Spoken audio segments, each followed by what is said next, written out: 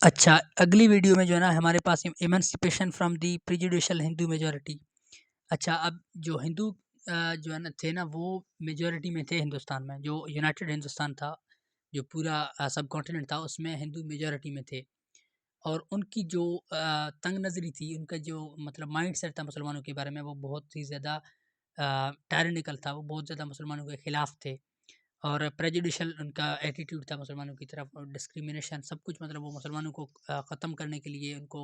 ایکسٹرمینیٹ کرنے کے لیے آخری حد تک جاتے تھے۔ اور جتنے بھی ان کی پریکٹسز تھیں، جتنے بھی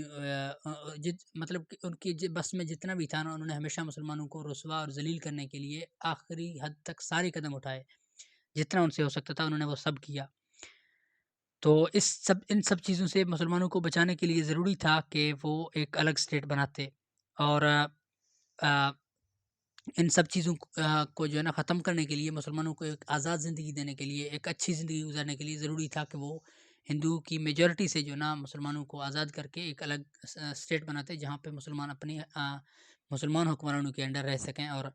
اپنی جو ہے نا کنٹری میں اپنا سیلف رول بنا سکیں، تاکہ ان کی جو سویلائزیشن ہے وہ پروٹیکٹڈ رہے، تو ان کی لائفز، ان کی جو پراپرٹی اور ان کا ریلیجن، ان کا کلچر، ان کی سویلائزیشن، ساری چیزیں پروٹیکٹڈ ہوں، اور وہ جو ہے نا سیف فیل کر کے اپنے کنٹری میں ایک آزادانہ زندگی گزار سکیں، ٹھیک ہے۔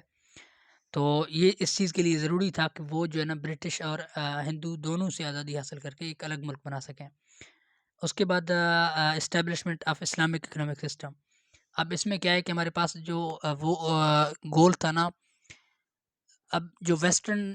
کا اکنامک سسٹم ہے نا، ویسٹرن ورلڈ کا، ان کا کیا ہے کہ وہ سودی نظام پہ اور انٹرسٹ ساری چیزوں پہ جو ہے نا ان کا بینکنگ سسٹم چلتا ہے۔ اور جو ہندوستان میں جو نظام راج تھا نا، وہ بھی انگریزوں کا بنایا ہوا وہی سسٹم نافذ تھا۔ اور اس کے اندر جو نا مسلمان، نہ تو وہ چیز اسلام اس کی اجازت دیتا ہے، اور نہ ہی جو مطلب یہ لوگوں کے لیے فائدہ مند ہے۔ جتنے بھی جو غریب طبقہ ہے، جو نچلا طبقہ ہے نا، وہ سارا بہت برے حالات سے گزرتا تھا اس کی وجہ سے۔ اور جو مسلمانوں کی جو اکنامک کنڈیشن تھی نا، وہ بھی وار کی وجہ سے اور ان امپلائمنٹ کی وجہ سے، ایجوکیشن کی کمی کی وجہ سے، یہ بہت زیادہ بری حالت میں تھے وہ، ٹھیک ہے۔ تو وہ نہ تو جاب لے سکتے تھے، کیونکہ ان کے پاس اچھی ایجوکیشن نہیں تھی، اور نہ ہی وہ بزنس میں آگے تھے، نہ ہی ان کے پاس کوئی جاب اپرچونیٹیز تھیں، اس کی وجہ سے، کیونکہ 1857 کی وار جب ہوئی نا، تو انگریزوں نے مسلمانوں کو بہت بہت پیچھے دھکیل دیا، اور ساری جو جتنی بھی جاب اپرچونیٹیز اور جو ایجوکیشن کی اپرچونیٹیز، جتنی بھی فیسلٹیز وغیرہ، وہ ان سے محروم رکھا مسلمانوں کو،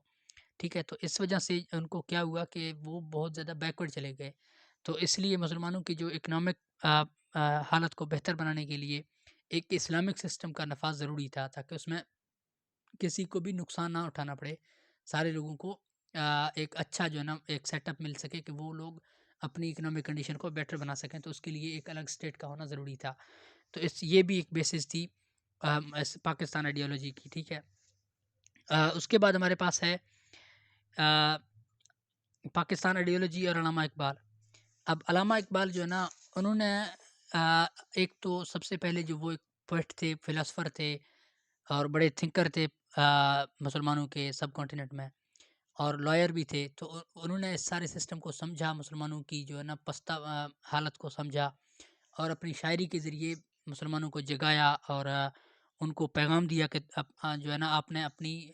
اصلیت جو ہے نا واپس حاصل کرنی ہے، جو آپ کی ایک اصل پہچان ہے۔ مسلمان ہمیشہ سے حکمران رہے ہیں، محکوم نہیں رہے۔ تو وہ علامہ اقبال نے اپنی شاعری کے ذریعے ان کو جگانے کی پوری کوشش کی، کہ جو ہے نا مسلمان دوبارہ اپنے ایک جو وقار ہے نا اس کو حاصل کر سکیں، اس کو اپنے جو ان کا جو مرتبہ تھا، ان کا جو مکان تھا، اس کو وہ ریگین کر سکیں۔ تو اس چیز کے ذریعے علامہ اقبال نے ایک تو یہ کام کیا کہ اپنی پوئٹری کے ذریعے مسلمانوں کو جھنجھوڑا، اور ان کو ان کی اصل یاد دلائی کہ آپ لوگ جو ہے نا اصل میں حکومت کرنے والے ہیں، محکوم رہنے والے نہیں ہیں۔ اس کے بعد انہوں نے پاکستان آئیڈیالوجی کے لیے، مسلمانوں کے سیپریٹ ہوم لینڈ کے لیے، جو الہ آباد میں انہوں نے جو خطبہ دیا تھا مسلم لیگ کا، جو 1930 میں